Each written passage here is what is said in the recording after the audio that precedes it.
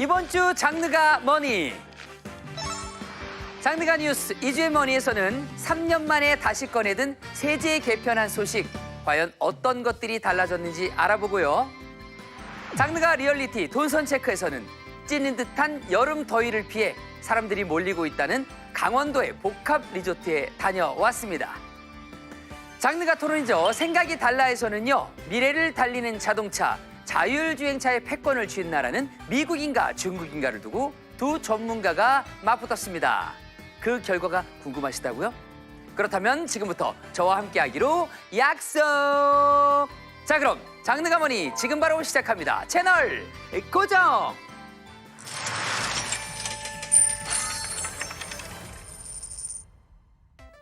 장르는 단 하나. 장르가 머니!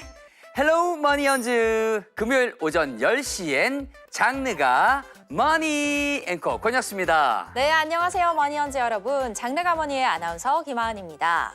자, 오늘도 도움되는 이야기 시작해 보도록 할 텐데요. 저희와 함께 해주실 두 분 먼저 소개해 드립니다. 자, 빵빵한 경제 선생님이 저희를 호되게 가르칠 준비를 하고 계신데요. 네. 눈빛이 이글이글이 아니라 눈빛부터 부릉부릉 하신 박시동 평론가님, 안녕하세요. 네, 안녕하세요. 박기동입니다. 네, 그리고 오랜만에 함께 해주십니다. 저와 이름이 한 글자만 다른 왠지 사촌형 같은 권혁중 평론가님도 나와주셨습니다. 안녕하십니까? 네, 안녕하십니까. 여의도 정보맨 권혁주입니다.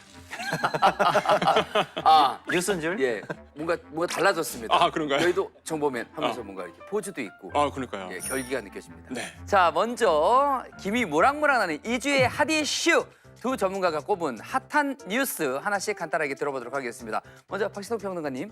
삼성전자의 반가운 소식이 전해졌어요. 네. 그동안 사실은 파운드리 관련해서 고민이 좀 많았거든요. 파운드리라는 게 뭐냐면 반도체를 이렇게 좀 만들어줘라고 의뢰인이 요청을 하면 그거에 딱 맞춤형으로 만들어주는 걸 우리가 파운드리라고 하는데요. 그런데 이번에 초대형 고객이 나타났습니다. 누군가요? 일론 머스크가 이끌고 있는 테슬라에서 삼성전자에 무려 23조 원어치의 파운드리 반도체 생산을 위탁했다는 소식입니다. 삼성전자에도 굉장히 반가운 소식이고요. 우리나라 반도체 산업에도 아주 뜨거운 이슈가 되고 있습니다. 권혁중 평론가님은 어떤 이슈를 꼽으셨나요? 저는 기업인들의 노고 이렇게 좀 주제를 정해봤는데 네. 왜 그러냐면 이번에 그 관세 협정에서 이 기업인들이 큰 역할을 했습니다. 상호관세 25%는 15%로 낮아집니다. 그래서 이제 삼성전자와 한화 오너가 미국에 가서 사실 물밑 협상 때 좋은 영향을 미쳤죠. 근데 표현은 기업인들의 노고인데 저의 속뜻은 부재가 있습니다. 어떤 부재입니까? 언제부터 한화가? 이거예요.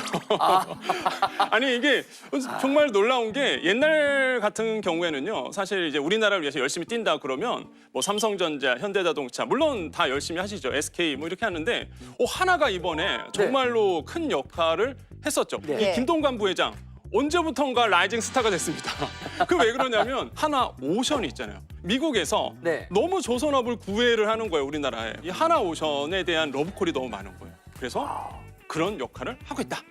네, 자 그럼 본격적인 토크로 넘어가 볼 텐데요. 자, 권혁수 앵커 이번 주 주제가 뭘까요? 네, 이재명 정부의 첫 세제 개편안이 발표가 됐습니다.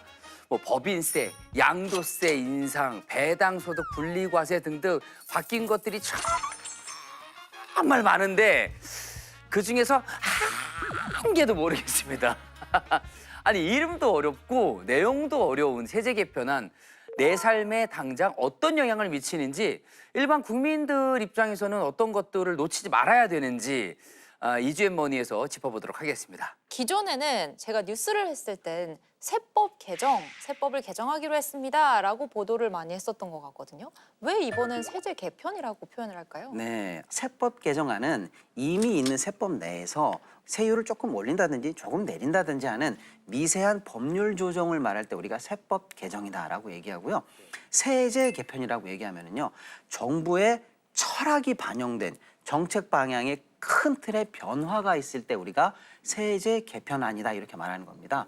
광범위하고 종합적인 세금 제도의 개편 계획이 나왔다 이렇게 보시면 될 것 같습니다. 그러니까 전면적으로 재정비를 하겠다. 그래서 내용이 어마어마하게 많았나 보죠. 맞습니다. 아니 기사가 하루 사이에 엄청 떴는데 솔직히 너무 많아서 아무것도 모르겠습니다. 네, 많은 개편 내용 중에서 이게 핵심이다 하는 게 있다면 뭐가 있을까요? 유식한 척을 해야 될 것 같아요. 이게 응능 부담의 원칙.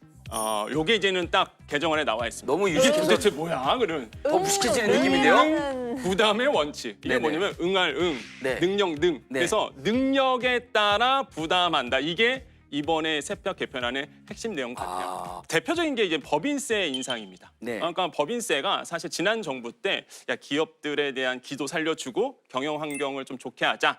그래서 법인세를 1%포인트씩 다 각 구간에서 내렸단 말이에요. 네. 이거를 다시 한번 회복합니다. 1%포인트씩 다 높였어요. 그러면 최고 세율이 25%나 됩니다. 그러니까 이게 그래서 많은 분들이 이러시죠. 아니 지금 이거 부자에 대해서 더 증세하는 거 아니냐 이렇게 말도 나오고 있는데 어쨌든 간에 능력에 따라 부담한다. 이 원칙에 따라서 이제 법인세율을 높였다. 그다음에 이번에 또 주식시장에 가장 큰 영향을 미치는 게 또 하나가 바로 양도세 대주주 기준 환원입니다. 이게 어떤 거냐면 네. 너무 어렵네요. 네, 이것도 좀 볼 수가 있겠는데 보통 우리가 이 양도세를 낼 때에 사실 그 대주주 기준이 있습니다. 지금 현행 같은 게 50억 원입니다. 그러니까 네. 굉장히 좀 완화시켜 준 거죠. 근데 이거를 10억 원으로 내립니다.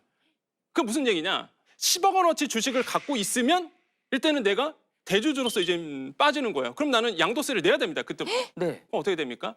내가 이 양도세 안 내기 위해서 연말에 매도를 막 하는 거예요. 10억 원 이상이실 분들은 일단은 세금 피하면 되니까. 그래서 연초 가서 다시 사고. 그럼 연말마다 조심해야 되는 거네요. 연말이 찾아올 때마다 네. 좀 그런 걸 대비하고 있어야 되겠네요. 그렇죠. 이번에 세제 개편안에 가장 큰 이슈지 않을까 이렇게 보고 있습니다. 근데 박시동 평론가님 이렇게 논란이 생길 법한 여지가 많은데도 왜 이렇게 바꾸는 거예요? 우리나라 재정이 너무 안 좋은데 그 배경이 있습니다. 우리나라 금고를 딱 열잖아요. 네. 그러면 돈이 하나도 없어요. 국간이 비어 있군요. 곳간이 텅텅 비어 있습니다. 아이고. 그래서 나라 살림을 운영하는 재정당국 입장에서는 그동안 있어왔던 감세 조치들을 다시 원복해서 추가적으로 재정을 마련하는 조치들. 요게 이번 세제 개편안의 한 축이 됩니다. 또 하나는 야, 그동안 우리 기업들 너무 어렵지 않았어? 그럼 어쩔 수 없지. 우리가 기업들이 힘낼 수 있도록 도와줘야지라고 하는데 정부가 세금으로도 도와주자. 우리가 앞으로 국가 산업을 육성해야 되는 최첨단 분야들 있잖아요. AI, 반도체 이런 데 투자했다. 그러면 투자한 만큼 세액을 확실하게 공제해드리겠습니다. 과감하게 신성장 동력 산업에 투자하십시오. 라고 하는 대책이 한 축으로 마련되어 있고요. 또 고용이 늘어나거나 고용을 유지하는 기업에 과감하게 세금 혜택을 주는 대책이 또 들어 있습니다. 경제 성장을 도와주는 확실한 지원책 정부가 또 하겠습니다.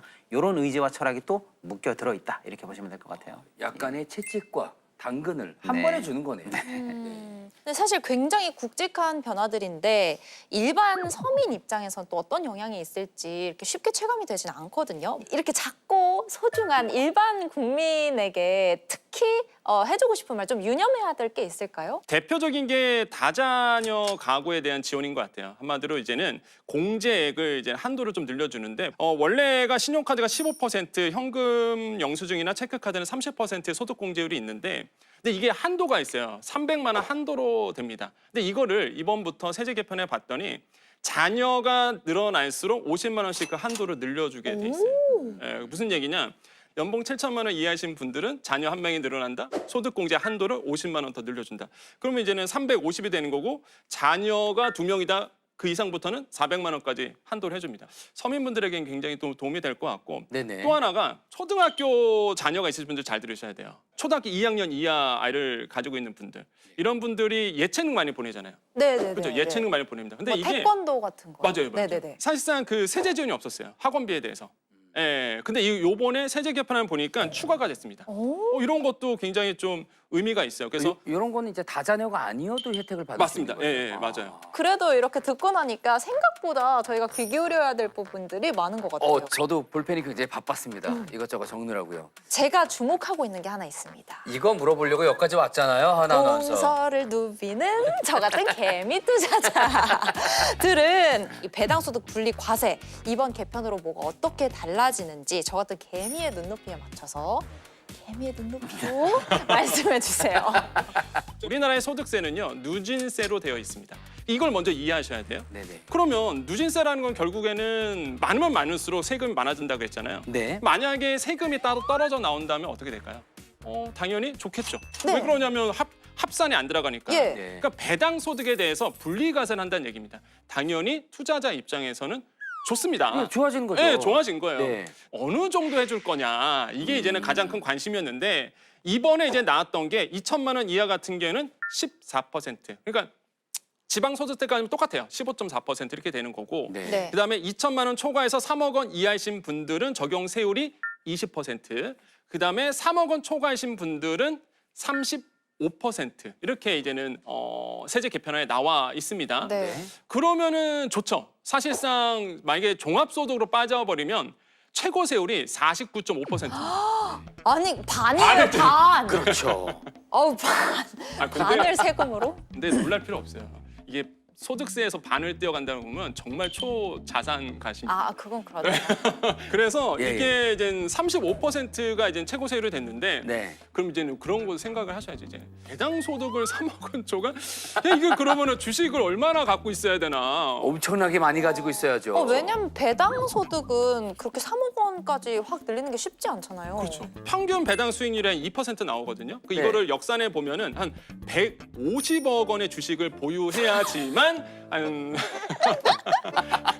아니, 갖고 계십니까? 주식을 150억. 150억 원어치를 갖고 있어야 아 그렇죠. 3억 원 이상의 배당 수익이 나올 확률이 있어지고 그렇죠. 네. 그래야지 35%의 세금을 낼 수 있는 거네요. 네, 그러니까 이제 근데 이게 왜 나왔냐? 당연히 이제 배당이 되니까 사실상 이제 더 많은 금액을 또 투자할 수 있게 되는 거 아니겠습니까? 네. 그래서 이제 주식시장에 대한 훈풍이 불 수 있기 때문에 개인 투자자분한테 관심이 많아요. 그래서 이런 점들이 좀 이슈가 있는 거고. 저는 주식으로 큰 돈을 제가 아니죠. 저희는 주식으로 큰 돈을 벌어본 적이 없어서 그런지 배당 소득에도 이렇게 세금이 많이 붙는 줄은 정말 몰랐습니다. 깎아줬다는 느낌이 들긴 하는데 이 배당 소득 분리과세가 진짜로 주식시장에 활기를 불어줄 수 있을까요? 저희가 지금 배당 소득세 얘기하면서 150억이 있어야 된다. 뭐 예. 이렇게 얘기하니까 현실 감각이 좀 없어졌습니다. 현실감이 전혀 지금. 없잖아요. 배당 네. 소득 얘기하다가 지금 배가 그런데 배가 아프당. 이렇게 한번 생각해 볼게요. 네. 우리나라 배당은 끼케야 2% 3% 될까 말까입니다. 네. 이건 너무 낮아요. 낮아도 너무 낮은 겁니다. 왜 이렇게 배당이 낮을까를 네. 생각해 보면 가장 중요한 원인으로 꼽히는 게 세금이 반이니까 배당할 이유가 없는 거예요. 큰 회사에 제일 지분이 많은 대주주나 이런 사람들은 1년에 배당을 하면은 몇백억씩도 받을 수 있습니다. 지분이 많다 보니까요. 네. 그렇죠? 근데 몇백억 정도의 배당을 딱 받았는데 나라에서 반을 세금 내 이러면 그럼 차라리 나라에 세금을 내느니 그냥 배당하지 마. 이런 결정을 그동안 많이 해왔던 거예요. 겉에도 그럴 것 같아. 그렇습니다. 그래서 우리나라의 이 이사회라든지 대주주들이 배당에 대해서 전혀 매력을 못 느꼈어요. 아니 우리나라 주식시장이 유독 배당이 좀 짜다 이런 평가가 있었는데 바로 그 이유가 이것 때문이었습니다. 이제 좀 달라지는 겁니까? 그렇습니다. 그래서 만약에 대책이 효과를 발휘한다면 네. 대주주나 이사회들도 이제 우리 세금으로 너무 많이 뗄 일 없으니까 배당하자 이렇게 결정이 되죠. 네. 그러면 이제 배당이 내 계좌에 딱딱 꽂히면서 이자보다 낫네 또는 조금 규모 있으신 분들은 잘하면 배당만으로 생활비가 될 수도 있겠네. 이런 걸 이제 체험하게 되면 이제 배당주가 각광을 받게 되고요. 우리도 주식 투자에서 배당을 받을 수 있는 문화가 생길 수도 있다라는 측면에서 이게 사실은 주식 시장의 활황 또는 코리아 디스카운트의 해소에 중요한 개혁 과제로 꼽혀 왔습니다. 조금 아쉬운 건 뭐냐? 얼마가 되나 궁금했는데 이번에 딱 뚜껑을 열고 보니까 35% 우리가 기대했던 정도의 파격적인 대책은 아니다라고 해서 시장에서는 약간은 실망하거나 조금은 서운해하는 분위기도 감지가 됩니다.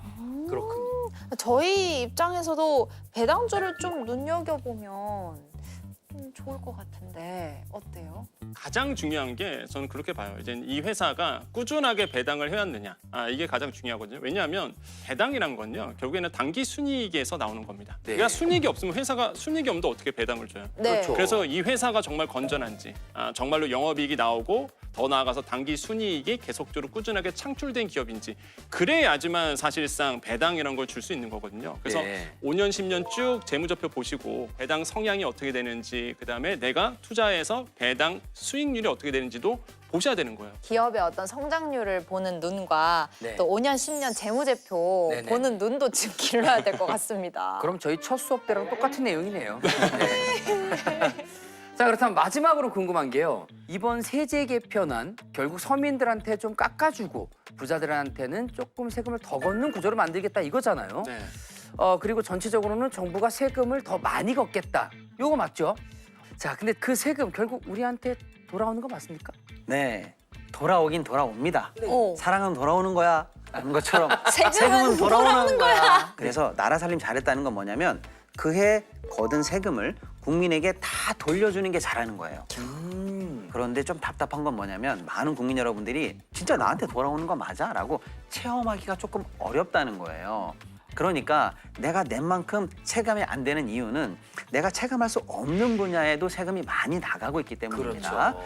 거둘 때는 한 번에 이렇게 다양하게 법인세든 거래세든 이렇게 다양하게 걷지만 정부가 그거를 한 항아리에 그냥 다 넣었습니다. 네. 그래서 쓸 때는 새롭게 지출 항목을 새롭게 편성을 해요. 자, 그래서 여기서 또 하나 중요한 거. 지출 구조가 어떻게 짜여 있는지에 대해서 국민 여러분들이 조금 관심이 덜 하세요. 그러니까 이 세금안이 확정이 되고 나면 앞으로 이걸 잘 걷어서 정부가 어디에 쓰는지 그 지출 구조, 지출 예산도 관심을 좀 가져주시는 게 좋겠습니다. 와, 이번 세제 개편안 바뀐 내용이 정말 많습니다.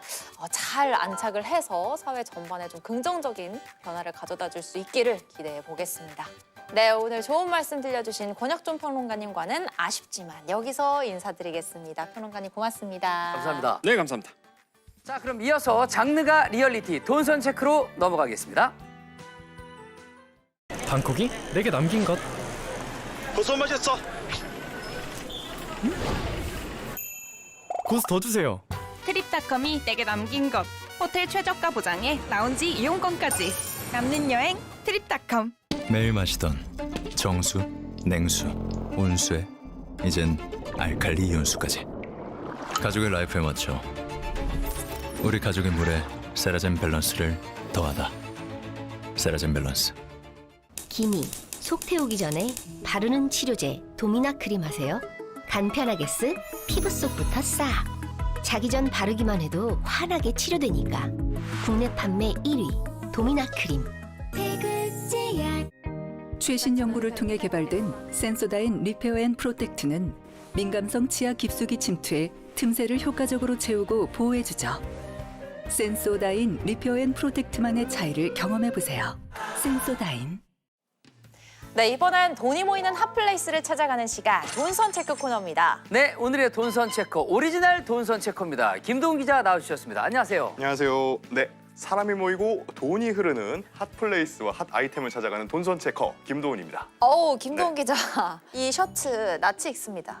어디서 많이 보셨나요? 네, 얼마 전 워터밤에서 그 권은비 설마. 씨가 이렇게 묶어서 착용했던 그 셔츠 아닌가요? 그 셔츠입니까? 상당히 유사해 보이는 패턴을 제가 봤습니다. 권은비 씨 너무 부러워가지고 저도 좀 이렇게 입어보고 싶다 이렇게 많이 봤거든요. 근데 느낌이 정말 많이 다르네요.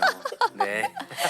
네, 오늘 다녀온 현장 어떤 현장일까요? 또 기대가 됩니다. 네, 오늘도 기대해 주셔도 좋습니다. 요즘 진짜 날씨 폭염, 가마솥더위라는 말이 딱 어울리잖아요. 네네. 이 밤낮 가리지 않는 더위에 많이 지치셨을 것 같은데 어떻게 지내고 계세요, 요즘? 저는 뭐 에어컨 없는 동선은 짜지도 않습니다. 네, 단 1초도 없으면 안 돼요. 네. 근데 이렇게까지 더웠던 여름이 있었나 싶을 정도로 너무 힘들어요. 밥솥 안에 들어가 있는 느낌입니다. 네. 맞아요. 전국 대부분에 폭염 경보가 내려져 있는 상황이고요. 뉴스에서도 기상 관측사상 100여 년 만에 처음으로 역대급 더위라는 분석도 나오고 있습니다. 정말 진짜 가마솥 안에서 튀겨진 한 마리 통닭이 된 그런 기분인데요. 그런데 이런 폭염 속에서 아주 흥미로운 현상이 일어나고 있다는 곳이 있어서 다녀왔습니다. 어딜까요? 피서지가 나올 것 같은데요? 그러니까요. 워터파크? 바다? 피서지는 맞습니다. 보통 우리가 피서지 하면 더위를 피해서 계곡이나 바다를 생각하기 마련인데 네. 아주 독특한 피서지로 사람들이 요즘 몰리고 있다고 해서 다녀와 봤습니다. 독특한 피서지?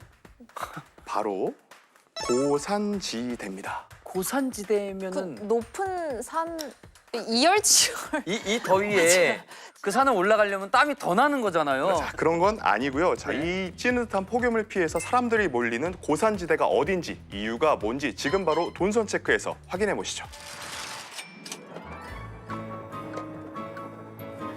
저는 지금 길어진 무더위와 모기들을 피해서 강원도의 고산지대로 가고 있어요. 올 여름 7월 초부터 너무 더웠잖아요. 모기도 너무 극성이고 그래서 조금이라도 더 시원한 강원도 산속으로 향하고 있습니다. 강원도 산속이면 보통 평창 이런 데 생각하실 것 같은데 저는 오늘 새로운 곳으로 향하고 있는데 어디로 갈지 한번 따라와 보시죠.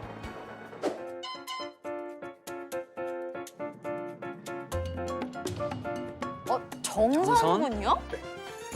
제가 지금 가고 있는 곳이 강원도 정선군인데 정선군 인구가 3만 명 정도 된다고 해요. 그런데 매년 200만 명이 이곳을 찾는다고 합니다. 어떤 것들이 있는지 한번 저도 지금 되게 기대가 되는데 한번 가서 즐겨보도록 하겠습니다.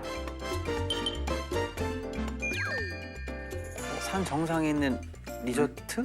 맞습니다. 저기가 바로 고산지대입니다. 와, 정말 이 피부에 와닿는 시원한 산바람이 여러분 느껴지세요? 서울보다 3도에서 4도 정도 더 낮게 느껴지는데요. 과연 이곳에 뭐가 있다는 건지 한번 체험해 보겠습니다.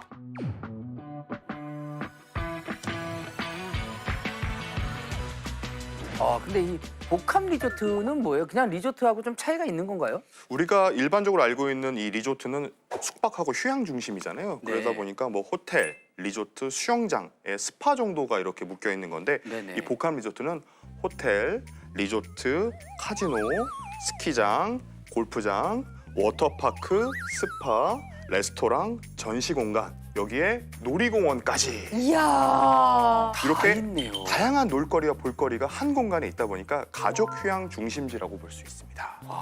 그러니까 한 곳에서 다 할 수 있네요. 그럼요. 마을이에요, 마을. 다음 장소로 이동하려면 셔틀버스를 타야 되는데 한번 안으로 들어가 볼게요. 안녕하세요. 네.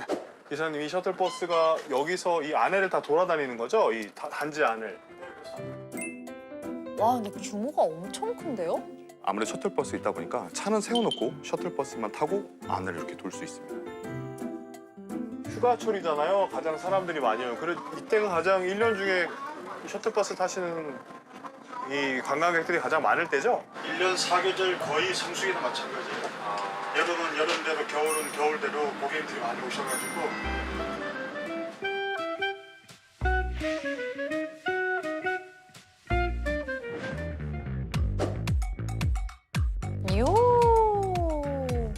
수영복핀 나옵니까? 약간 야동틱한 느낌.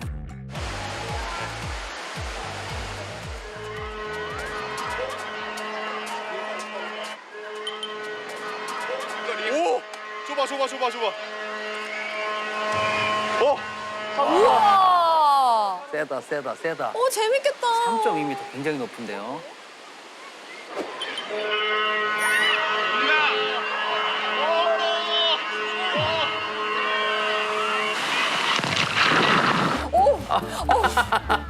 저렇게 잠기는 맛이죠. 네.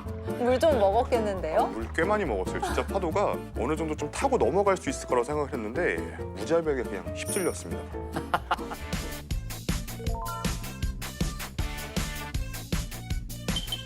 아이들 놀 수 있는 거 따로 있고. 야, 아이들 데리고 가기도 너무 좋다. 확실히 아이들하고 온 가족 단위 관광객들이 상당히 많았어요. 이 워터파크를 가득 메운 사람들 다들 어디서 어떻게 오셨을까요?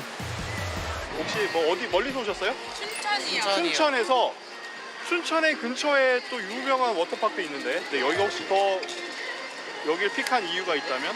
좀 더 쾌적해요. 일단 시원하고 뷰들이 너무 초록초록해서 피톤치드 때문에 더 좋고 그래서 더 여름이 오면 찾게 되는 그곳이 바로 정선이 아닌가. 혹시 실례지만 어디서 오셨을까요? 포항에서 왔어요. 포항보다 여기가 시원합니까? 덥습니까? 포항은 바닷가지만은 좀 더위가 있고 이 산속이니까 시원하고 좋습니다.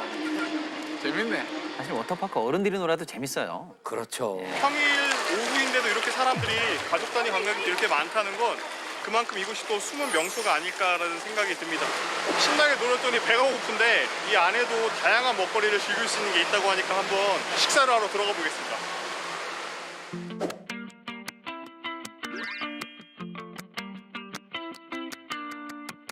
아, 정말 많이 시키셨네요.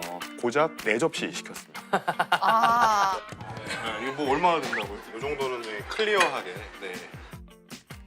저건 진짜 혼자 다 먹어. 물놀이 하면 금방 배고파지거든요. 이거 하고 이제 좀 여기 웰니스 프로그램이 있다고 하는데 요가하고 명상하고 이런 테라피 이런 프로그램이 있대요. 그걸 저희 신청해놔서 먹고 이동을 요가하고 해보겠습니다. 명상하는 거 너무 좋아요. 요가 테라피까지.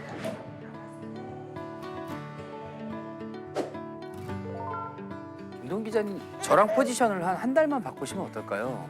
좋네요. 요가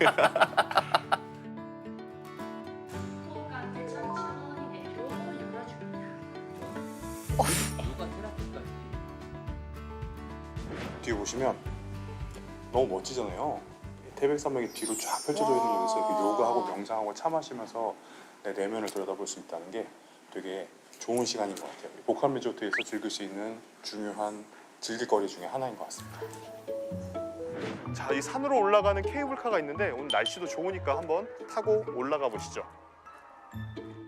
아, 물 다음은 그럼 산인가요? 맞습니다. 이제 산 정상으로 케이블카 타고 올라가 보겠습니다. 이제 출발한 지 1분도 안 되는데 이게 좀 더 올라가면 이 산이 완전히 발 밑으로 내려가겠는데요, 이제?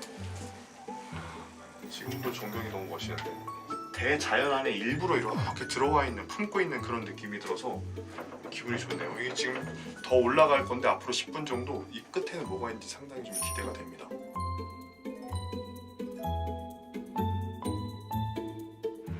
와, 야 저기 절경 저기 한번 전경해 보세요.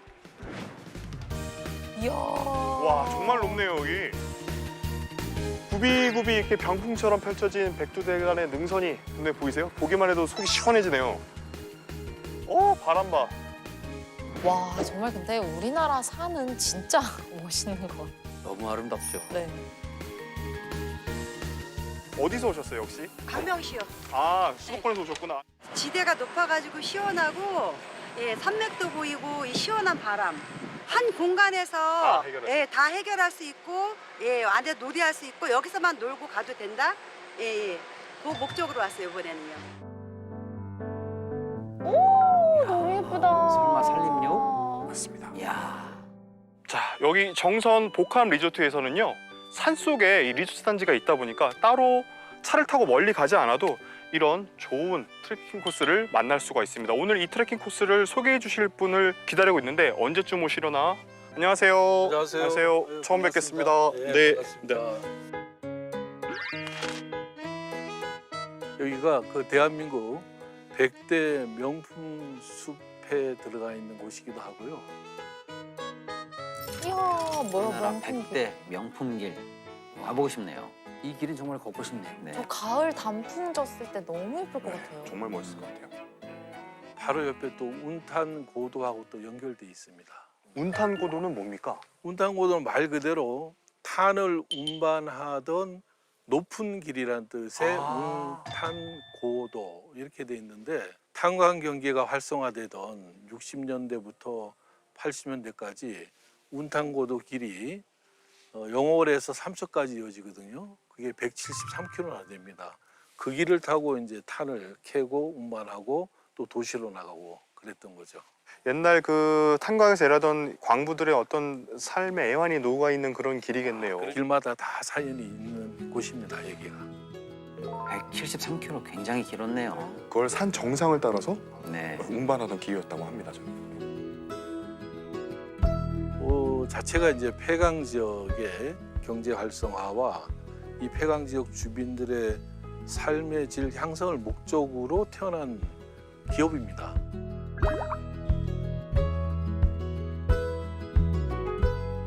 아시는 분은 이제 아실 텐데 수십 년 전만 해도 정성군 사부, 고한 이쪽은 과거 민영탄관이 있던 곳이었고요. 그래서 대한민국 산업 발전을 이끌던 곳이었죠. 이 1980년대만 해도 탄광들이 대부분 문을 닫으면서 지역 경제가 상당히 붕괴되기 시작했습니다. 지역 실업률은 급증했고 청년들은 다 서울로 떠나버렸었고요. 상권은 당연히 몰락하고 노인들만 남은 도시가 됐겠죠. 그래서 정부 차원에서 폐강 지역을 되살리고자 2000년대에 카지노를 열었습니다. 아, 카지노를 먼저 만들었다가 이제 하나둘 다른 시설이 생긴 거군요. 그렇죠. 내국인이 입장할 수 있는 카지노였는데 그러다 보니까 지역 경제에도 큰 힘이 됐던 건 맞습니다. 그런데 지금은 카지노뿐 아니라 하나둘 다른 시설들이 생기면서 이렇게 탈바꿈이 된 거죠. 아, 그런 배경이 있었군요. 이제 폐강 기금도 얻어가지고 카지노에서 나오는 연 13%의 자금을 폐강 기금으로 해서 지역에 환원해주고 또 공생의 길, 또 상생의 길, 또 함께 협업하면서 많은 일들을 지금 만들어나가고 있습니다. 이제 내 외국인 관광객들이 좀 즐겨 찾는 명소로 좀 만들고 싶다. 혹시 이런 포부나 계획 있으십니까? 예, 우리는 이제 글로벌 복합 리조트로 나가는 게 목표고요. 재작년에 비해서 약 484%나 성장했어요. 500% 가까이네요. 예, 예. 그래서 연 관광객 수준이 6만 한 2천 명 정도 됐는데 예, 올해는 그것을 한 10만 명까지 10만 명까지요? 예, 늘릴 그런 계획을 가지고 있습니다. 이 트레킹 코스 해설과 소개해 주셔서 정말 감사합니다. 아유, 감사합니다. 네. 이 리조트 자체만 복합이 아니라 이 지역 자체가 고장 자체가 복합적으로 여러 가지 관광 상품을 연계해서 관광객들을 끌어오고 있다는 그런 생각이 드네요. 갑시다. 우리는 항상 여행을 가기 전에 많은 고민을 하죠. 어디를 가서 뭘 먹고 또 뭘 하고 놀 것인지. 이곳 강원도 정선에서 만난 복합 리조트는 그 고민을 한 번에 해결해 줄 수 있는 선택지였습니다. 지금까지 돈선 체크 김도훈입니다. 어머, 저 진짜 너무 부러워요. 아, 좋은 데는 혼자 다니시고. 다음번에 혁수 앵커랑 저랑 현장에 나갔다 오고 그 네. 썬킴 씨랑 네. 우리 김도훈 기자가 아, 썬킴 쌤이랑. 네, 저희 대신 진행을 좀 해주시면 좋을 것 같아요. 좋은 아이디어입니다. 네. 아, 사실 해외에는 이름만 들으면 다 알 법한 글로벌 복합 리조트들이 많잖아요. 네, 저도 딱 생각하면 몇 군데가 떠오르긴 하거든요. 네, 맞습니다. 사실 세계적으로는요. 카지노를 포함한 복합 리조트가 네. 지역 경제도 살리고 나라 경제도 살리는 핵심 동력으로 이미 자리를 잡고 있어요. 네. 싱가포르에 있는 마리나 베이 샌즈 아시죠? 네네네. 엄청 큰 배. 호텔이고 배처럼 네. 생겼는데 위에. 근데 2010년에 이 보수적이던 싱가포르가 방금 말씀드린 이 마리나 샌즈베이에 카지노를 오픈했습니다. 그러면서 카지노, 호텔, 쇼핑몰, 공연장까지 갖춘 그야말로 복합 리조트로 재탄생이 됐는데요. 그때서부터 비약적으로 발전을 해서 관광 수입은 약 2배 정도 늘었고요. 일자리는 뭐 수만 개 정도가 늘었습니다. 3년여 만에 무려 관광객이 40% 이상 급증하는 톡톡한 경제 효과를 봤습니다. 또 우리가 알고 있는 아시아의 라스베이거스 어딜까요? 마카오죠. 그렇죠, 마카오. 카지노에 특화돼 있는데요, 두 분이. 아무튼 마카오는 예전에 그냥 평범하고 아주 작은 어촌이었어요. 그런데 2002년에 이제 카지노 산업을 개방하기로 하면서 그야말로 세계 최고의 관광 도시로 발돋움을 했고요. 연간 세금 수입의 약 80%가 카지노와 그 연계된 관광 사업에서 발생을 하고 있습니다. 그 수입이 막대하다 보니까 무상 교육, 무상 의료, 심지어는 무상 결혼, 무상 출산, 무상 양로까지 전부 다 지원하고 있습니다. 모든 것이 다 무상이네요. 그렇습니다. 경제와 복지까지도 카지노가 책임지고 있다. 이렇게 볼 수가 있겠습니다. 야, 그 정도까지? 그런데 이 지역 경제를 살리는 건 좋은데 아무래도 카지노라는 점에서 살짝 부작용이 있지 않을까 좀 우려가 됩니다. 맞습니다. 이 도박 중독 부작용을 우려하시는 분들 많잖아요. 그러다 보니 이 정선의 복합 리조트에서는 도박 중독 예방 캠페인을 꾸준하게 매년 연례 행사로 진행을 하고 있습니다. 그리고 2달 동안 연속해서 15일 이상 들어오신다 그러면 강제로 냉각기 제도로 갔습니다. 그만 좀 쉬었다 들어오세요. 이렇게 해서 그래서 카지노 출입 시 일정 기간이나 영구적으로 출입을 막습니다. 오, 제한하는군요. 예, 물론 무분별한 도박은 당연히 해롭죠. 중독은 더 위험하니까 당연히 안 되고요. 엄격히 관리만 잘 한다면 레저에도 도움이 되고 엔터테인먼트 사업으로 도움이 되고 아까 말씀드린 것처럼 나아가서 관광 수입, 세수, 고용 등 경제 효과까지 아주 크기 때문에 선진국들에서도 카지노를 허용하는 나라가 훨씬 많아지고 있는 추세입니다. 사실 한국의 이 글로벌 복합 리조트는 이제 시작 단계라고 합니다. 테마파크나 컨벤션, 쇼핑몰 이런 것들이 세계적인 수준에 올라가려면 좀 더 많은 시설들이 갖춰지는 과정이라고 보고 있습니다. 네, 전 세계 여행자들이 찾고 싶은 글로벌 복합 리조트로 거듭나서 일석이조 말고 일석십조, 일석백조의 경제 효과가 생겼으면 좋겠습니다. 네, 그럼 이제 다음 코너로 넘어가 보겠습니다. 네, 이번에는 제가 준비한 코너입니다. 장르가 토론, 생각이 달라 코너인데요. 자율주행차 패권은 미국인가, 중국인가, 미국인가라는 주제를 두고 두 전문가가 맞붙었습니다. 여러분 지금부터 함께 보시죠.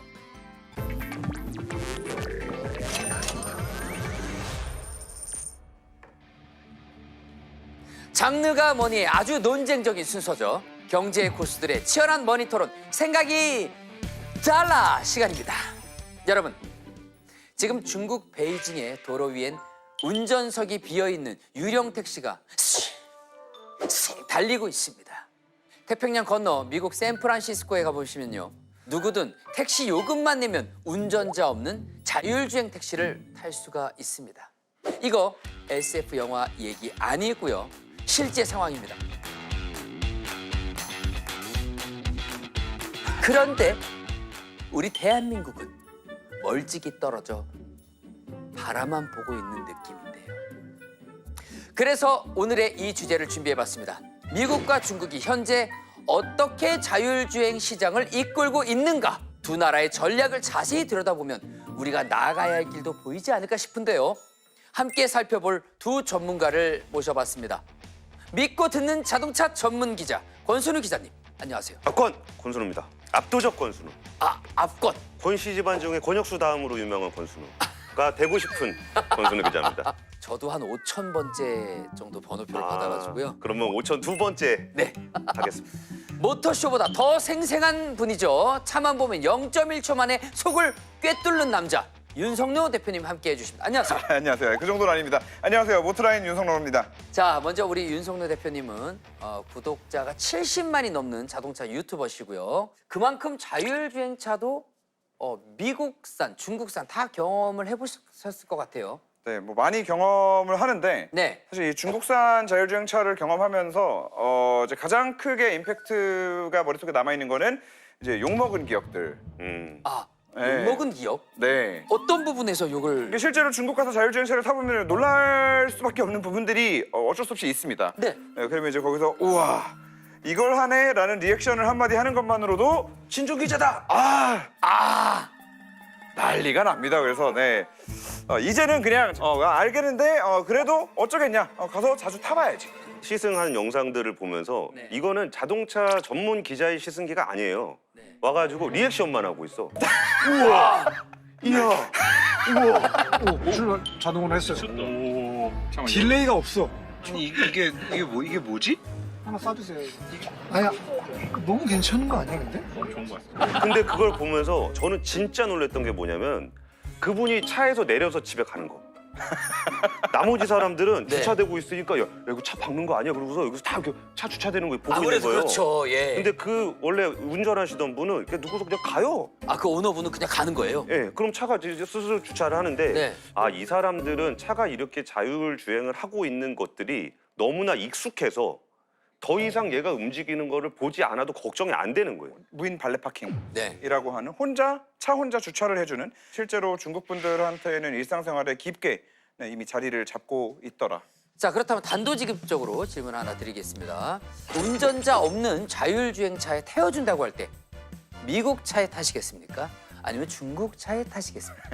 자, 동시에 답을 해주시면 되겠습니다. 하나, 둘, 셋! 중국! 이렇게 미국이라고요? 하겠습니다. 네. 자, 전 진지합니다. 권 기자님은 미국을 골라주셨고요. 네. 자, 우리 윤 대표님은 중국을 골라주셨습니다. 네, 저 친중이어서 그런 건 아니고요. 네.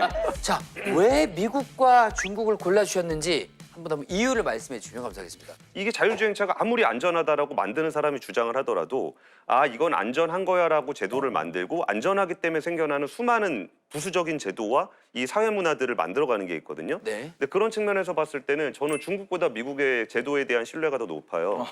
내가 타야 된다, 안전하게. 그러면 저는 좀 제도적으로 보수적인 쪽을 선택하겠습니다. 저는 이제 좀 생각이 좀 다른 게 기자님이 말씀해 주신 게 이 무인 자율주행 차량이 상용화되기 시작한 초창기였으면 100% 동의.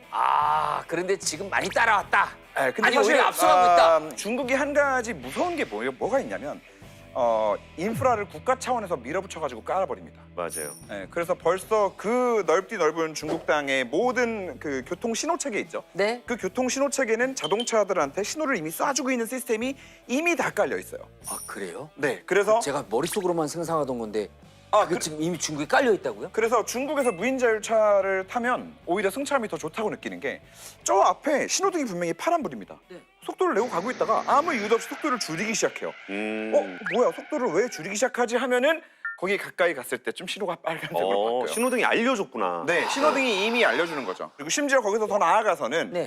중국은 이미 휴대폰으로 내비게이션을 보는 것만으로도 내가 지금 이 도로에 몇 차로에 지금 위치해 있는지까지도 다 확인이 될 정도로 그 정밀 위치 파악하는 기능도 네. 굉장히 많이 발달돼 있죠. 그러다 보니까 어쩔 수 없이 이 국가에서 미리 깔아놓은 인프라 때문에 중국에서 무인자율 차량을 타는 게 훨씬 더 좀 안정적이라고 느꼈어요. 아, 이미 신호 체계까지 서로 주고받고 있다. 그렇죠. 근데 자율주행차 얘기를 할 때 레벨 2, 레벨 3 뭐 이런 얘기를 굉장히 많이 하는데 네. 각 단계 차이가 뭡니까? 여러분들 이제 가장 많이 듣게 되실 게 이제 레벨 2인데 네. 운전자가 스티어링 휠에 손을 올리고 있어야 된다라는 법적인 전제 하에 차가 앞차와의 거리도 맞춰주고 네. 때로는 요즘에는 테슬라 같은 차량은 차선 변경도 해줍니다. 여기서 이제 한 단계씩 올라갈 때마다 점점 무인 자율주행 차까지 가는 겁니다. 손을 떼도 되고 이제 앞을 바라보지 않아도 되고 아직까지 일반 도로에서 양산차를 레벨 2 이상으로 풀어준다라는 없어요. 아 없군요. 예. 핸들에서 손을 떼면 그 이제- 어떤 나라도 안 되는 거군요. 이게 단지 자동차를 잘 만들고 말고의 문제가 아니거든요. 네. 차가 운전하다가 사고 났으면은 누구 책임입니까? 아, 자동차 제조사가 모든 걸 다 물어낼 거냐? 법규와 윤리 문제가 얽혀 있군요. 맞습니다. 이제는 브랜드들이 자기네들 사실은 레벨 3, 레벨 4의 성능인데 네. 이거를 법규를 안 풀어주니까 레벨 레벨 2에 2, 묶여 있었던 거네요. 레벨 2.9999라고 마케팅을 하고 예. 레벨 2 플러스라고 광고를 하고 있거든요. 네네네. 그래서 중국마저도 그리고 미국마저도 아직까지 레벨 2를 벗어나지 못하고 있다. 자 그렇다면 하나씩 짚어보도록 하겠습니다. 먼저 권 기자님, 네. 미국 자율주행차 현재 어느 정도 단계까지 와 있습니까? 예를 들어서 웨이모는 처음부터 사람 없는 차를 만들겠다. 아 예. 예, 그래가지고 웨이모는 레벨 4로 시작을 했어요. 네. 그래갖고 한때 그 시가총액이 거의 기업 가치가 200조 원이 넘을 정도로 굉장히 많은 투자를 받았고, 근데 막상 해보니까 잘 안 돼요. 완전 자율주행을 한 번에 갈래니까. 네.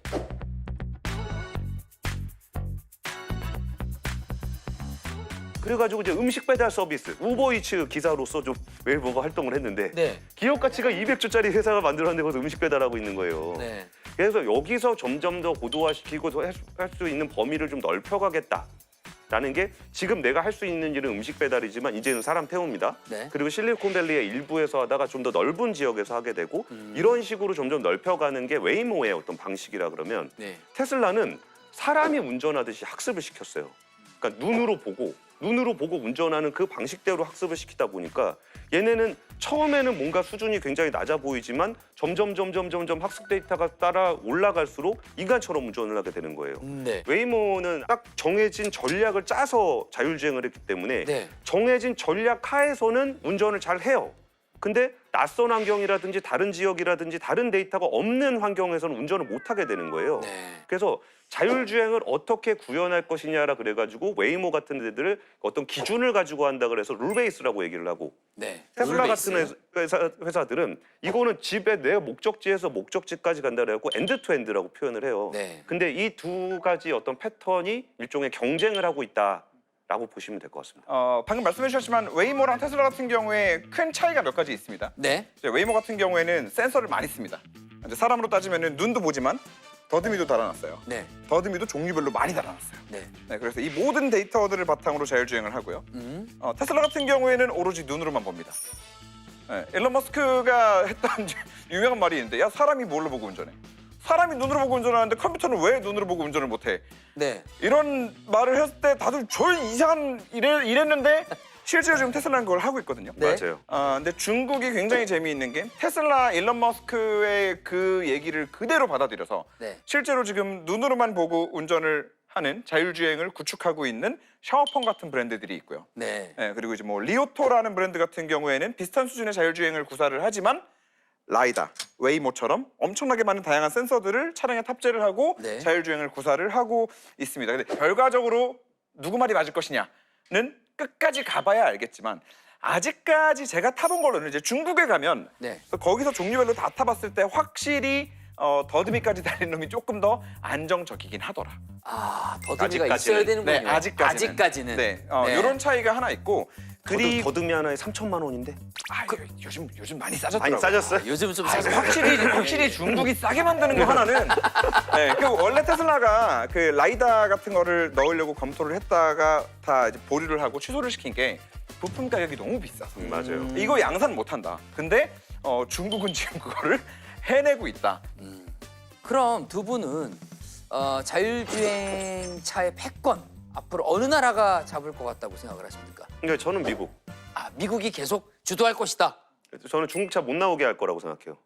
어떤 방법으로 못 나오게 할 거? 지금도 뭐 배터리 전기차 이런 것만 하더라도 전 세계에서 가장 큰 시장이 미국, 중국, 유럽이거든요. 네. 근데 일단 미국에는 중국의 자동차 회사가 거의 못 들어와요. 네. 그리고 뭐 들어올라 그래도 이것저것 막아놓은 게 있거든요. 네. 그러니까 첨단 자동차는 기술 안보, 경제 안보하고 직결되기 때문에 함부로 시장을 열어줄 수가 없어요. 네. 그러면 저는 중국에 맞는 그런 반도체, 소프트웨어, 자율주행 기술 이런 것들을 중국향으로 만든다고 하더라도 그거를 밖으로 나오는 데는 한계가 있을 거라고 생각해요. 자, 윤 대표님 뭐 생각이 좀 같으신가요? 다르신가요?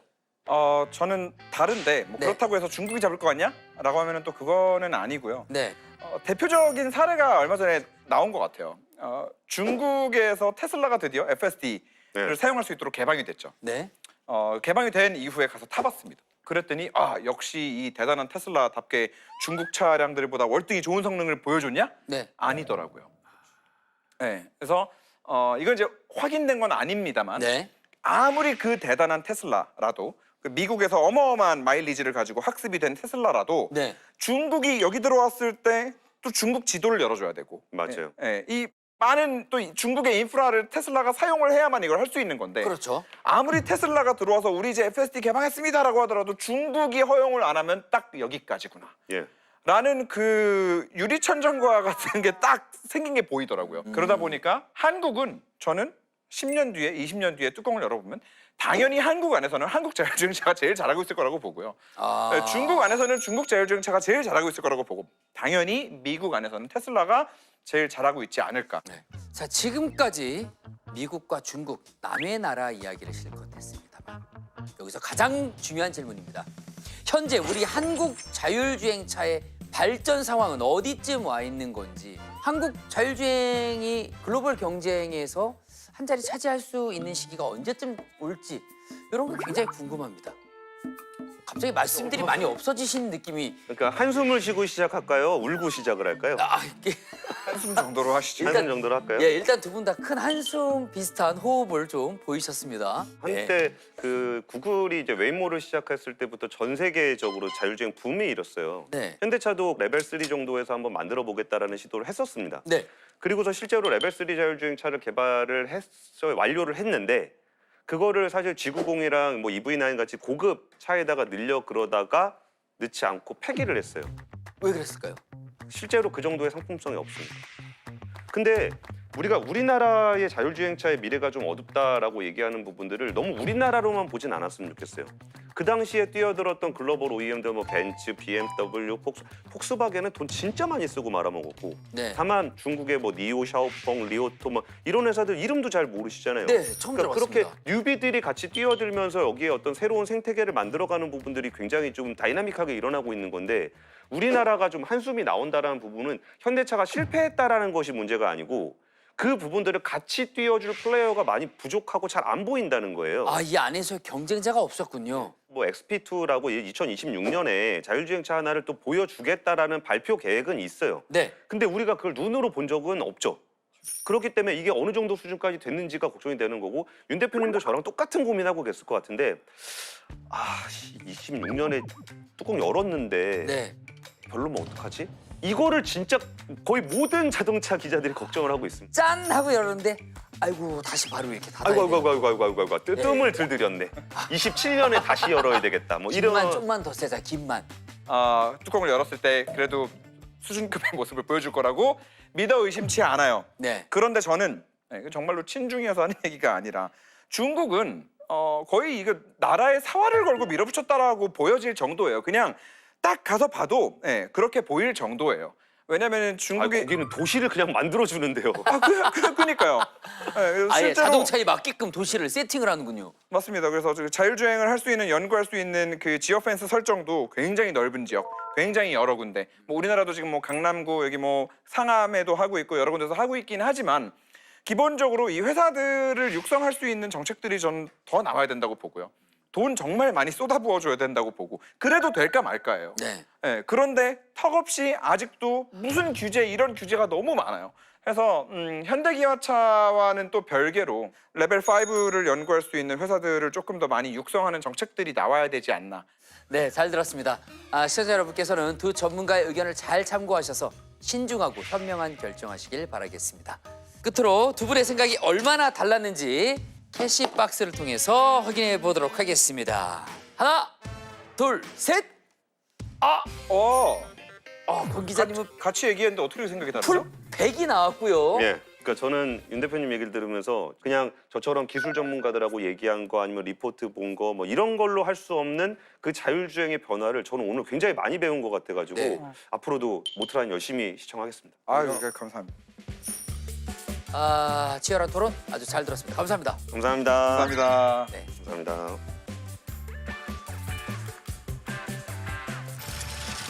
와, 두 분 말씀 들어보니까 제가 생각했던 것보다 자율주행 기능이 정말 발전을 많이 한 것 같아요. 제가 놀라셨죠? 우리나라의 기술이 조금 뒤처져 있어서 잘 몰랐었나 봐요. 네네, 그렇습니다. 자, 두 분의 생각은 어떠실지 궁금합니다. 자율주행차 시대 언제쯤 올 거라고 예상하십니까? 저는 머지않은 미래 한 5년, 6년 정도면 자율주행차가 어느 정도 좀 정착하지 않을까, 국내에도. 우리나라에도? 네.